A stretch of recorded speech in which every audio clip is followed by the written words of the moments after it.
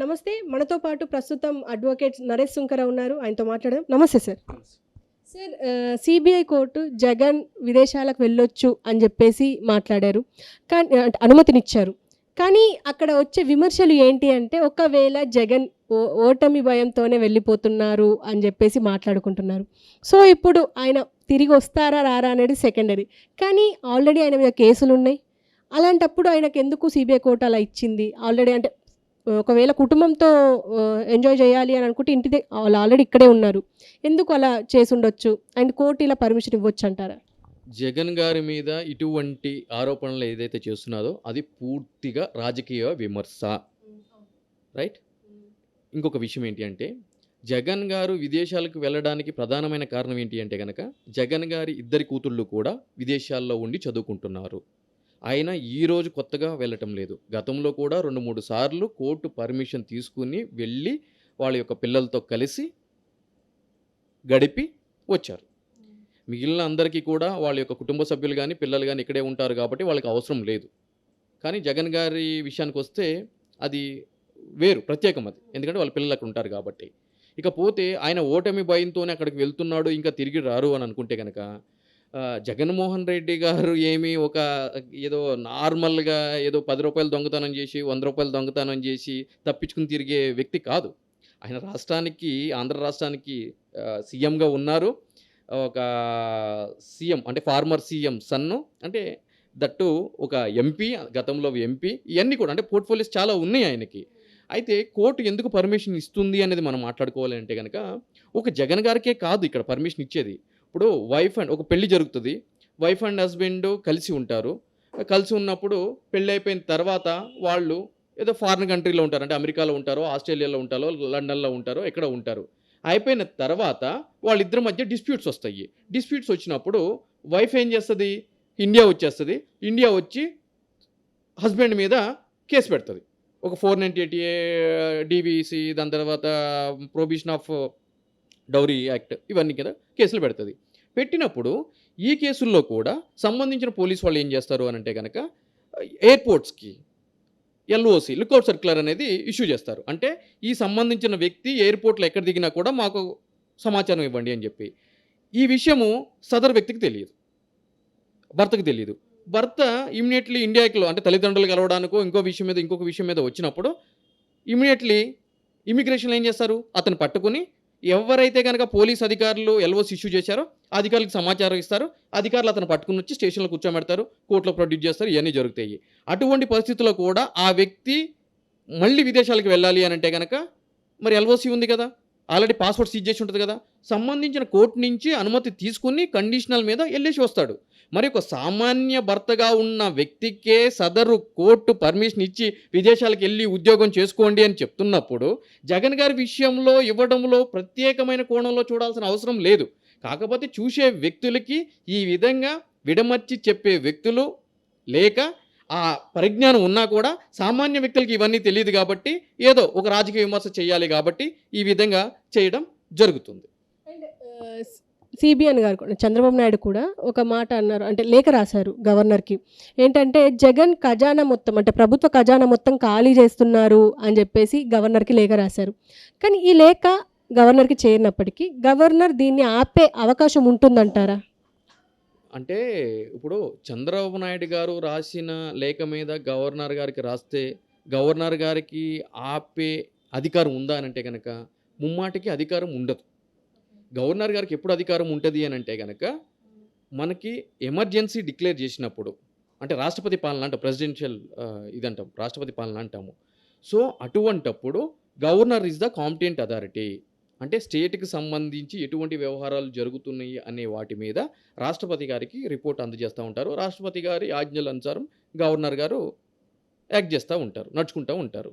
ఇక ఇప్పుడు వచ్చే ఎలక్షన్స్ రిజల్ట్ వచ్చేంత వరకు కూడా జగన్ గారు ఆపద్ధర్మ ముఖ్యమంత్రి కింద రాష్ట్రానికి ఉంటారు. అయితే ఇక్కడ ఇంకొక చిన్న టెక్నికల్ ఆస్పెక్ట్ ఉంది. ఇప్పుడు ఎలక్షన్ కమిషన్ వారి ఆధ్వర్యంలో పరిపాలన మొత్తం సాగుతుంది. అంటే అడ్మినిస్ట్రేటివ్ డిపార్ట్మెంట్స్, ఎగ్జిక్యూటివ్ డిపార్ట్మెంటే కాంపిటెంట్ అథారిటీస్. సో ఏ అధికారపరమైన నిర్ణయం తీసుకోవాలనుకున్నా కూడా జగన్ గారికి కానీ సంబంధించిన మంత్రులకు కానీ ఎటువంటి అధికారం ఉండదు.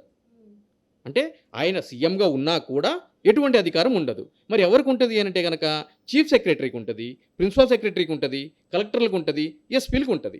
వాళ్ళు ఎవరి ఆధ్వర్యంలో, ఎవరి ఆధీనంలో పనిచేస్తారు అని అంటే కనుక ఎలక్షన్ కమిషన్ వారి ఆధ్వర్యంలో పనిచేస్తూ ఉంటారు.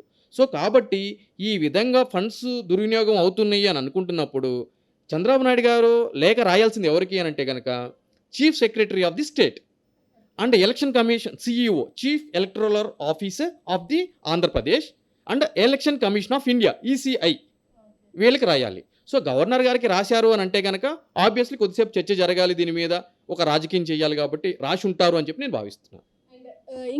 ఇంకోటి కూడా జరుగుతుంది ఏంటంటే ఏపీలో వైలెన్స్ ఎక్కువైపోయింది.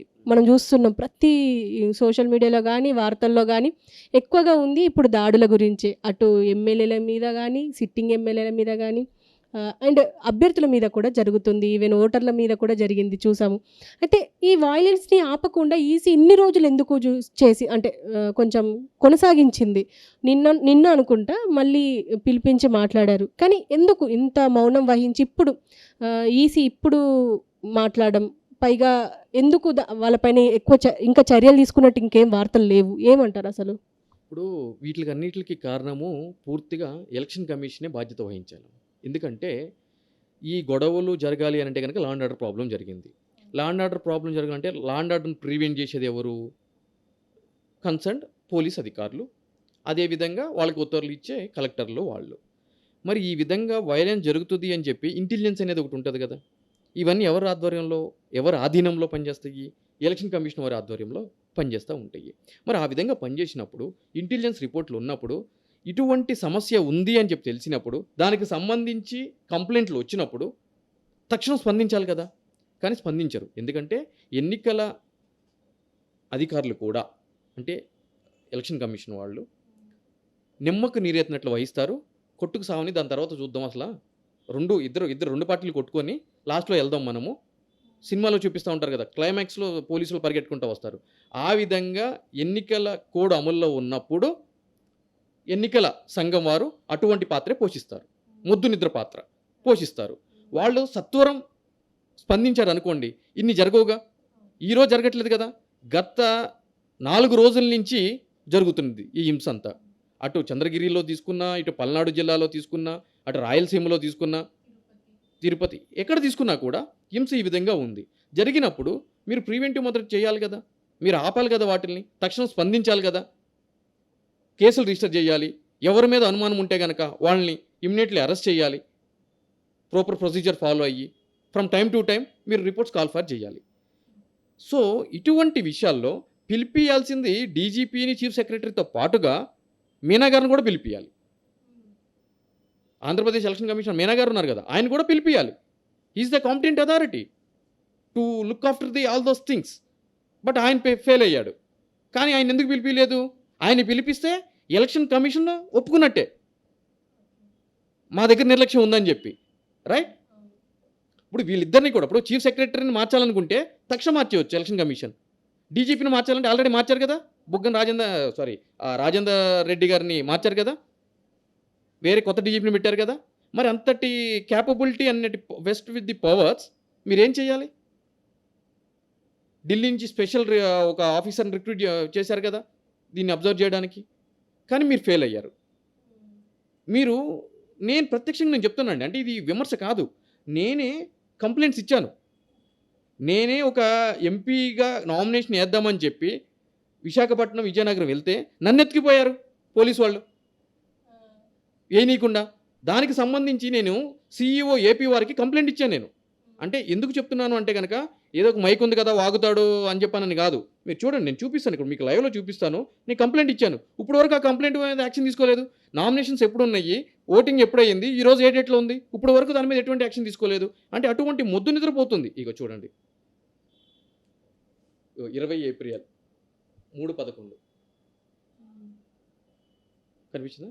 ఇక చూడము, 20 ఏప్రిల్ ఏం రాశాను? Illegal detention by Vizianagaram police 2 town CEO Andhra Pradesh. ఇక్కడ చూడండి, బలవంతంగా ఎత్తుకుపోయారు, నామినేషన్ ఏమి ఇవ్వకుండా అని చెప్పి సిఇఓ ఆంధ్రప్రదేశ్ పెట్టాను. ఎప్పుడు పెట్టాను? 20 ఏప్రిల్ నాడు పెట్టాను. On that day nominations procedure జరుగుతుంది కదా, వేసానని వేయలేదు కదా. ఎందుకు ఆపారు అని అంటే కనుక, ఇప్పుడు నాలాంటి వ్యక్తులు ఎందుకు నామినేషన్స్ వేస్తారు అని అంటే కనుక, ప్రజల్ని ఎవేకనింగ్ చేయడానికి. వాళ్ళు ఏం కోల్పోయారు, ఏం జరిగింది, ఈ 5 సంవత్సరాల ప్రణాళిక ఏ విధంగా ఉంది అని చెప్పి వాళ్ళకి తెలియజేసినప్పుడు ఏమవుతుంది అంటే కనుక ఓటింగ్ మీద ఇంపాక్ట్ చూపిస్తుంది. మీకు తెలుసు, ఒక ఓటుతో కూడా గెలిచిన అభ్యర్థులు ఉన్నారు, 1000 ఓట్ల మార్జిన్తో ఓడిపోయిన అభ్యర్థులు ఉన్నారు. ఈ విధంగా ఉంటుంది. ఈ విధంగా సమాజంలో ఇన్ఫ్లుయెన్స్ చేయగల వ్యక్తులు వెళ్ళి ఈ విధంగా ఓటర్కి చెప్పినప్పుడు ఆబ్వియస్లీ ఇంపాక్ట్ ఎవరికి పడుతుంది? అధికార పార్టీలో ఉన్న వాళ్ళకి పడుతుంది. అంతకు ముందు రోజే నేను నేషనల్ హైవే మీద జగన్ గారు యాత్ర చేస్తూ ఉంటే 12 కిలోమీటర్ల మేర నేషనల్ హైవే బ్లాక్ అయింది. బ్లాక్ అయితే నేను లైవ్ పెట్టాను. నేషనల్ హైవేని బ్లాక్ చేసే అధికారం ఎవరికి లేదు. పాల వ్యాన్లు ఆగిపోయినాయి, అంబులెన్స్లు ఆగిపోయినాయి, ఎమర్జెన్సీలో ఉన్న వాళ్ళు ఆగిపోయారు, హాస్పిటల్కి వెళ్ళాల్సిన వాళ్ళు. నేను పెట్టి నేషనల్ హైవే డివైడర్ పగల కొట్టి ఎమర్జెన్సీ ఉన్న వాళ్ళని పంపించాను. అదంతా నేను చేశాను. మరి అదంతా విజువల్ చూపించి నేను చెప్పాను అనుకోండి, ఎలా ఏం జరుగుతుంది? అందుకు నన్ను ఎత్తుకుపోయారు. ఎవిడెన్స్ చెప్తున్నా కదా. అయితే ఇక్కడ ఎందుకు ఈ విషయం వచ్చింది? ఎన్నికల సంఘ అధికారులు గనక తక్షణం స్పందించి ఉంటే ఇది జరిగేదా? 20 ఏప్రిల్ నుంచి ఇప్పుడు వరకు ఆల్మోస్ట్ ఒక 25 డేస్ ఏమో అవుతున్నట్టుంది. ముద్దు నిద్రపోయింది. ఇప్పుడు వరకు మేము వాళ్ళ మీద యాక్షన్ తీసుకున్నామని చెప్పో, వాళ్ళకి షోకాజ్ నోటీస్ ఇచ్చామని చెప్పో, లేదా వచ్చి మీ దగ్గర ఉన్న ఎవిడెన్స్ సబ్మిట్ చేయమని చెప్పో ఏమి ఇవ్వలేదుగా. ఇది సరిపోతుందా? వాళ్ళు ముద్దు నిద్రపోతున్నారు అని చెప్పి, లా అండ్ ఆర్డర్ ఫెయిల్ అయింది అని చెప్పి. సో అక్కడనే కాదు, ఇక్కడ కూడా గతంలో జరిగిన ఎన్నికల్లో కూడా అప్పుడున్న అధికార పార్టీ బీఆర్ఎస్కి కొమ్ము కాసింది ఎన్నికల సంఘం. దానికి సంబంధించి కూడా నేను కంప్లైంట్ ఇచ్చాను, ఎన్నికల సంఘం అమ్ముడుపోతుంది అని చెప్పి. ఏం ఉండదు. ఎందుకనంటే కనుక ఇదంతా కూడా రాజకీయం. వీళ్ళు జస్ట్ యాక్ట్ చేస్తారంతే. ఇప్పుడు వాళ్ళు పిలిపించారు, ఏం చేస్తారు? పిలిపించి ఏం చేసేది ఉంటుంది? వాళ్ళు చెప్తారు మేము ఇన్స్ట్రక్షన్స్ ఇచ్చామండి అని చెప్పని. అది రానిస్తారా report, internal report, intelligence report బయటకు రానిస్తారా ప్రజలకి? రానిస్తే ఎన్నికల సంఘం విఫలమైందని చెప్పి ప్రజలకు తెలిసిపోతుంది కదా, రైట్? సో ఇదంతా షో ఆఫ్.